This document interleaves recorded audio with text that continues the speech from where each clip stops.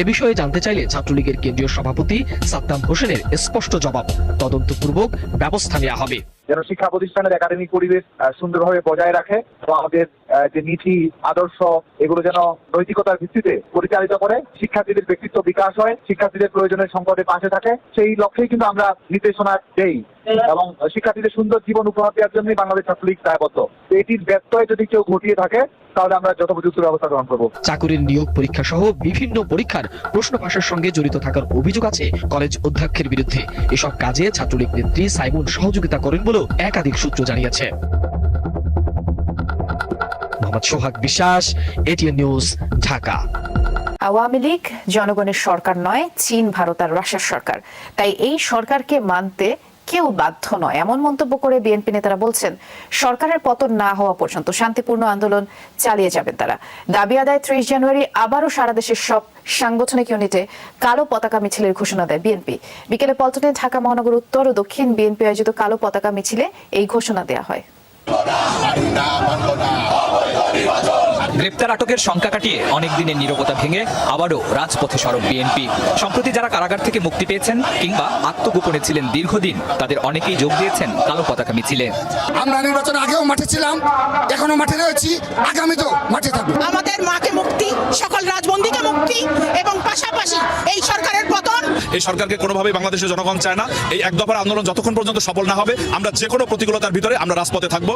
Vote বাতিল সহ আরো নানা দাবিতে বিএনপির এই কর্মসূচিতে অংশ নেন অঙ্গ ও সহযোগী সংগঠনের নেতাকর্মীরা। সক্রিয় দেখা গেছে আশপাশের বিভিন্ন জেলা উপজেলার নেতা কর্মী সমর্থকদের।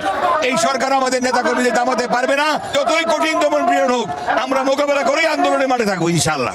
আমরা মৃত্যুকে আলিঙ্গন করব, কিন্তু শপথ আমাদের গণতন্ত্র পুনরুদ্ধার করব। অবৈধ শাসক গোষ্ঠীগুলোকে পতনের মাধ্যমে জনগণের সরকার প্রতিষ্ঠিত করবে, সেই শপথ নিয়ে আমরা রাজপথে এসেছি। বিএনপি নেতাদের দাবি, মামলা হামলা করে দমানো যাবে না গণতান্ত্রিক আন্দোলন। সবাইকে আরো ঐক্যবদ্ধ হওয়ার আহ্বান জানান নেতারা। বলেন দাবি আদায় করেই ঘরে ফিরবে মানুষ। ভোট কেন্দ্রে কত পার্সেন্ট ভোটার ভোট দিতে এসেছে? 2%।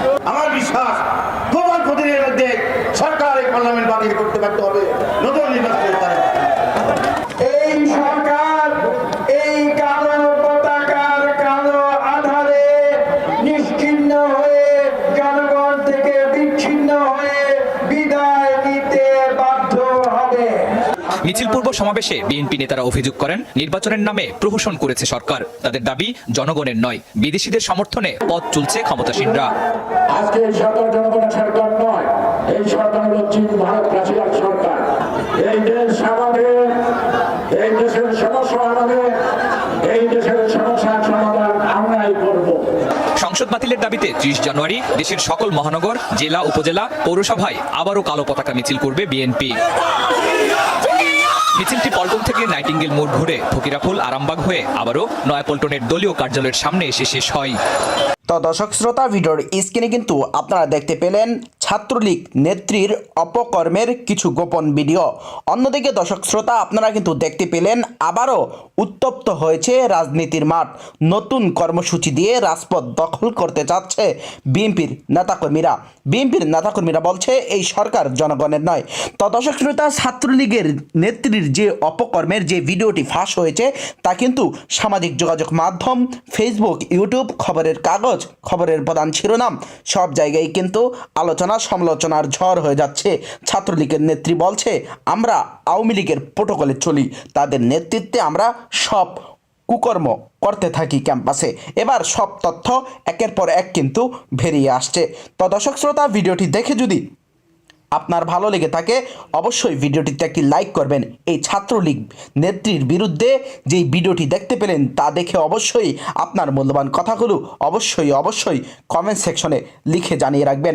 অন্যদিকে এই সরকার জনগণের নয়, এই সরকার হচ্ছে ভারতের, এরকম মন্তব্য কিন্তু করছেন বিএনপির নেতারা। তাও কিন্তু ভিডিওর স্ক্রিনে আপনারা দেখতে পেলেন। তা নিয়েও কিন্তু দর্শক শ্রোতা অবশ্যই কমেন্ট সেকশনে আপনার মূল্যবান মতামতগুলো জানিয়ে রাখবেন। তো দর্শক শ্রোতা, ভিডিওটি অনেক লং হয়ে যাচ্ছে, ভিডিওটি আর বাড়াবো না।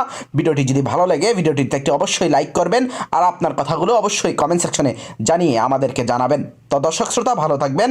চ্যানেলে যদি আপনি নতুন এসে থাকেন অবশ্যই চ্যানেলটি সাবস্ক্রাইব করে পাশে থাকা যে বেল বাটনটি রয়েছে সে বেল বাটনটি বাজিয়ে রাখবেন। ধন্যবাদ সকলকে।